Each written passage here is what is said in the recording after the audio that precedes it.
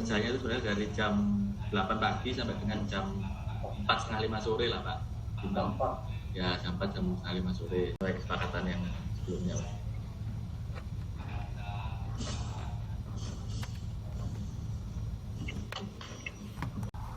Sepertinya seperti itu Pak. Dan kemarin saya ini ke ya PP siap 8 jam kerja.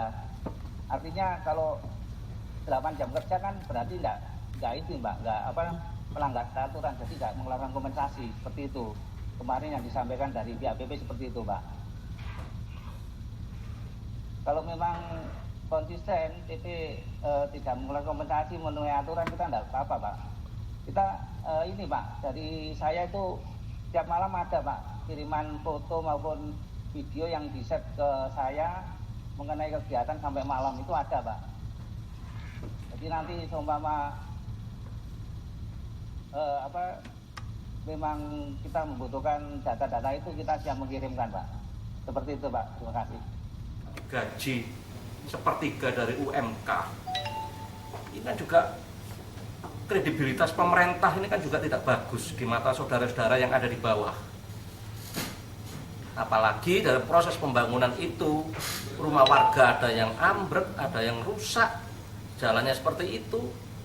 Saudara mengolor-ngolor waktu untuk masalah penyelesaian dengan warga. Ini juga menjadi kredibilitas dari pimpinan PT Pembangunan Perumahan atau PTPP itu. Makanya warga jangan dianggap sepele.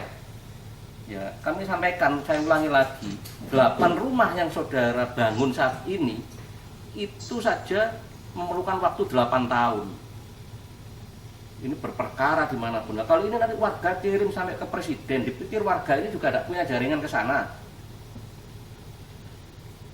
Sampai ke kementerian, punya warga ini jaringan ke sana. Makanya saya sampaikan tadi, itu sampai 8 tahun baru selesai. Nah, persoalan ini, pembangunan ini nanti merugikan warga dan didengar oleh di sana, apalagi dengan menggaji sepertiga dari UMK dan merugikan warga.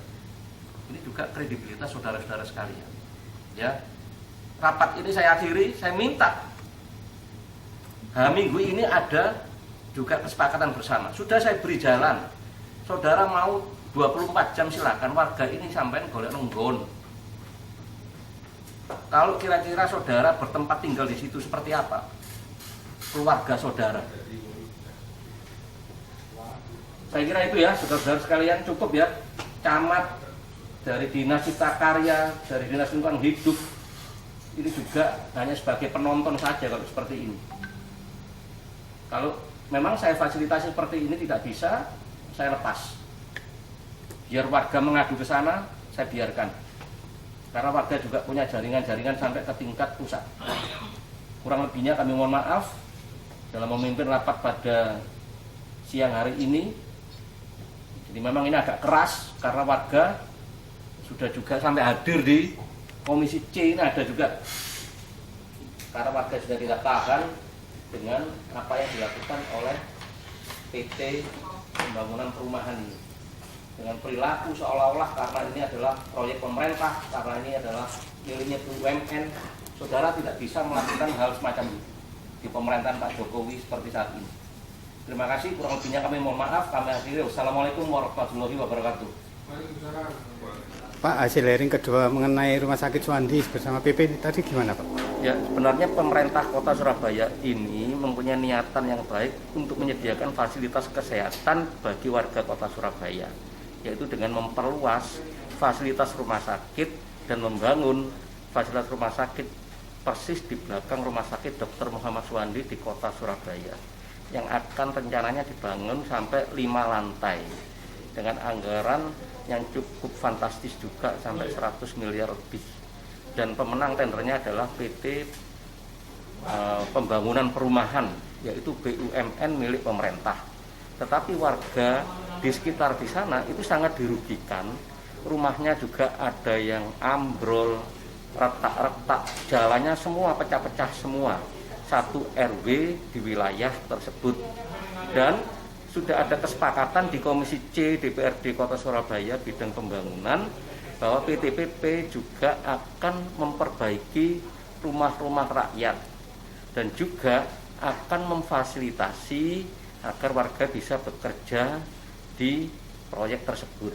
Tapi pada kenyataannya bahwa warga yang bekerja di sana akan mengundurkan diri, yang diterima 2 orang digaji cuma 1.200.000, 1.500.000, dan gaji tersebut itu sama dengan sepertiga dari upah minimum kota Surabaya yang 4.250.000. Ini juga terjadi pelanggaran terhadap Undang-Undang Nomor 13/2003 tentang ketenaga kerjaan.